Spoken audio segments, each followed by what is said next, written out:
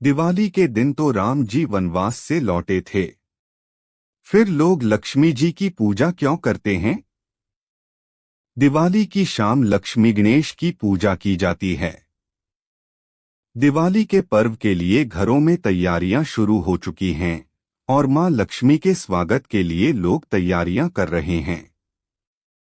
दिवाली को मां लक्ष्मी की पूजा के लिए लोग लंबे समय से तैयारी भी करते हैं, लेकिन जब भी लक्ष्मी पूजा की बारी आती है तो लोगों का सवाल होता है कि दिवाली तो भगवान राम की वजह से मनाई जाती है, लेकिन इस दिन पूजा भगवान राम की नहीं होती है बल्कि लक्ष्मी गणेश की पूजा होती है।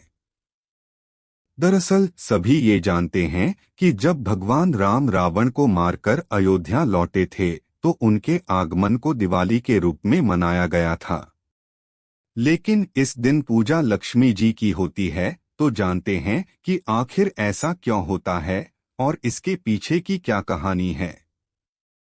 बता दें कि दिवाली के दिन लक्ष्मी जी की पूजा के पीछे कई कहानियां हैं।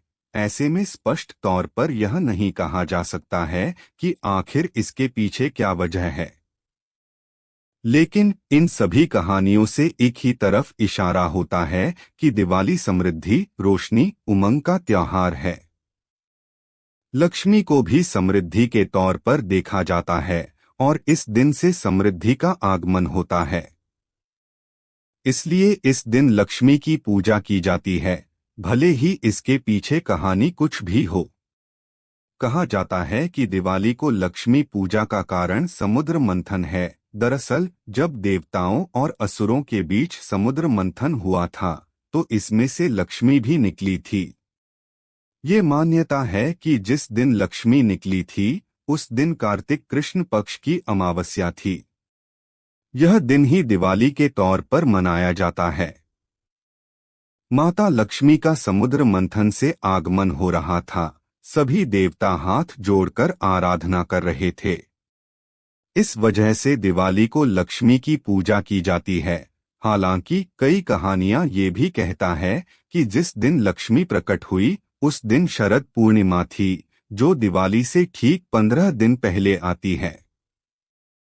कई लोगों का कहना है भारतीय कालगणना के अनुसार 14 मनुओं का समय बीतने और प्रलय होने के पश्चात पुनर्निर्माण व नई सृष्टि का आरंभ दीपावली के दिन ही हुआ था। इस वजह से लक्ष्मी की पूजा की जाती है। जबकि कई लोग ये कहते हैं कि कार्तिक मास की पहली अमावस्या ही नई शुरुआत और नव निर्माण का समय होता है।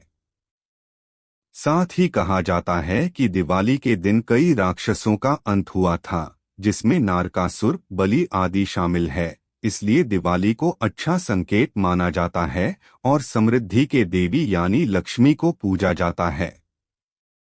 विष्णु के बिना होती है लक्ष्मी की पूजा। एक कहानी ये है कि देवशयनी एकादशी को भगवान विष्णु सो जाते हैं और दिवाली के 11 दिन बाद आने वाली देवउठनी एकादशी को उठते हैं। जिस दीपावली पर माता लक्ष्मी के साथ तमाम देवी देवताओं की विशेष रूप से पूजा की जाती है, उसी रात आखिर श्रीहरि भगवान विष्णु की पूजा नहीं की जाती है, क्योंकि दीपावली का पावन पर्व चातुर्मास के बीच पड़ता है और इस समय भगवान विष्णु 4 मास के लिए योग निद्रा में लीन रहते हैं। ऐसे में किसी धार्मिक कार्य में उनकी अनुपस्थिति स्वाभाविक है। यही कारण है कि दीपावली पर धन की देवी मां लक्ष्मी लोगों के घर में बगैर श्रीहरि भगवान विष्णु के बिना पधारती हैं।